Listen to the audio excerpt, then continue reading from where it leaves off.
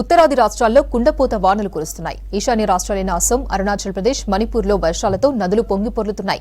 బ్రహ్మపుత్ర నది ఉప్పొంగడంతో Kaziranga national park వరదలో మునిగింది. మరోవైపు లోతట్టు ప్రాంతాల్లోని ప్రజలకు సహాయక చర్యలు అందిస్తున్నారు అధికారులు. దేశవ్యాప్తంగా విస్తారంగా వర్షాలు పడుతున్నాయి.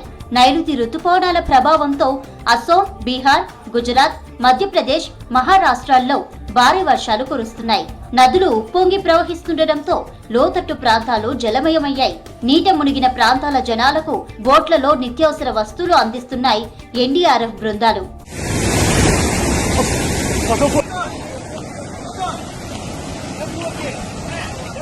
అస్సాంలో వరద బీభత్సం కొనసాగుతోంది. 8 నదులు ప్రమాదకర స్థాయిని మించి ప్రవహిస్తున్నాయి. వరదల కారణంగా 23 జిల్లాల్లో 11 లక్షలకు పైగా ప్రజలు ప్రభావితమయ్యారు. ఇప్పటి వరకు అస్సాంలో వరదల కారణంగా 48 మంది ప్రాణాలు కోల్పోయినట్లు తెలుస్తోంది. దాదాపు 2 లక్షల మంది ప్రజలను ముంపు ప్రాంతాల నుంచి రక్షించారు అధికారులు. అస్సాంలో 72 పునరావాస శిబిరాలను అధికారులు ఏర్పాటు చేసి 8,000 మందికి పైగా ఆశ్రయం కల్పిస్తున్నారు.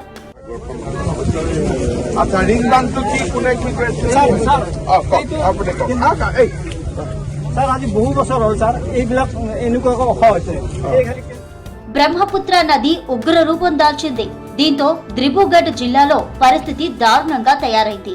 వరదల కారణంగా కజిరంగా జాతీయ పార్కు ముంపునకు గురైంది. పార్కులోకి భారీగా నీరు చేరడంతో వన్యమృగాలు ఇతర ప్రాంతాలకు తరలిపోతున్నాయి. కొన్ని వరద నీటిలో కొట్టుకుపోయి మృతి చెందాయి.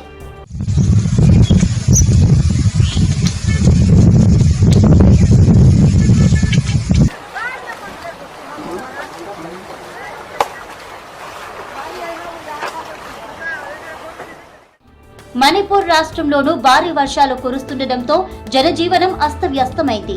పలు ప్రాంతాలు వరద నీటిలో మునిగిపోయాయి. రాష్ట్ర గవర్నర్ అనసూయ ఉయికే రాష్ట్ర వ్యాప్తంగా 2 రోజుల సెలవు ప్రకటించింది. దీంతో ప్రభుత్వ, ప్రైవేటు సంస్థలు మూసివేశారు.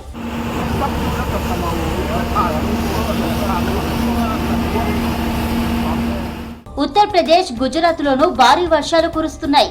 నదులన్నీ ఉప్పొంగి ప్రవహిస్తున్నాయి. సూరత్ జిల్లాలోని లోతట్టు ప్రాంతాలన్నీ చెరువులను తలపిస్తున్నాయి. గుజరాత్ తో పాటు నార్త్ ఇండియాకు రెడ్ అలర్ట్, సౌరాష్ట్ర, కచ్, గోవా, మధ్యప్రదేశ్ లకు ఆరెంజ్ అలర్ట్ జారీ చేసింది IMD. UP, Haryana, west Bengal, Uttarakhand లో సైతం మోస్తరు వర్షాలు పడతాయంది ఐఎండీ.